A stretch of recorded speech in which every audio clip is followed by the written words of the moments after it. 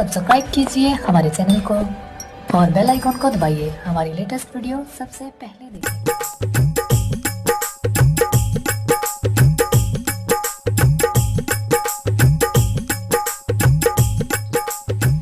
मैहर की शारदा भवानी तोहार गुना कैसे बखानी। मैहर की शारदा भवानी तोहार गुना कैसे बखानी।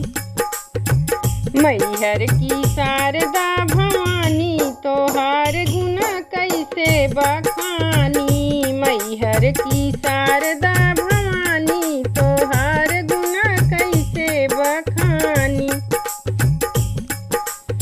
ऊंची पहाड़ी मोरी माई का बसेरा, ऊंची पहाड़ी मोरी माई का बसेरा।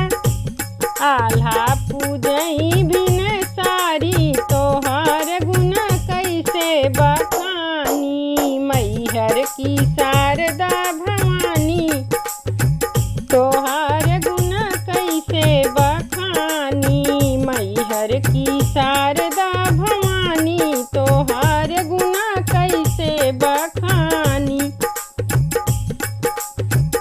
देव मुनि सब चंवर डुलावें, देव मुनि सब चंवर डुलावें।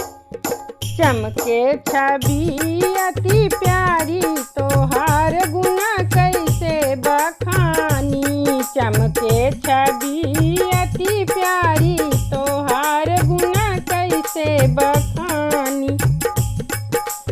मैहर की शारदा भवानी तोहार गुना कैसे बखानी। मैहर की शारदा भवानी तोहार गुना कैसे बखानी।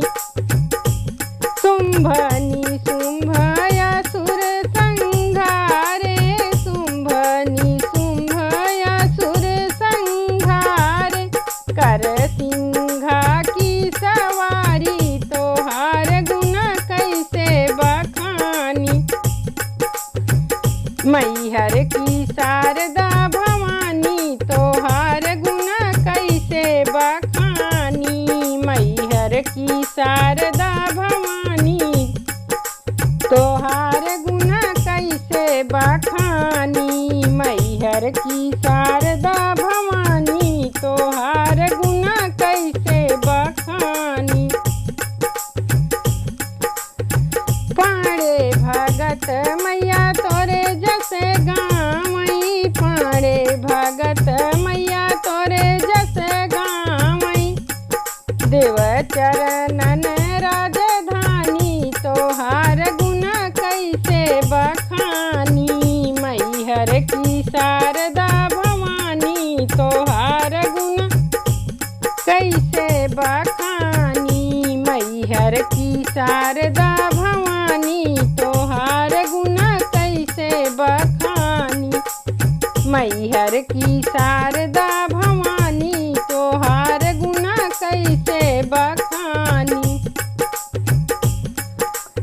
सेवक पुकार करे कर जोरे द्वार खड़े, सेवक पुकार करे कर जोरे द्वार खड़े। सेवक पुकार करे कर जोड़े द्वार खड़े। कृपा करो महारानी तोहार गुना कैसे बखानी।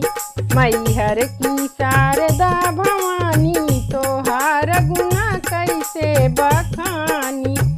मैहर की शारदा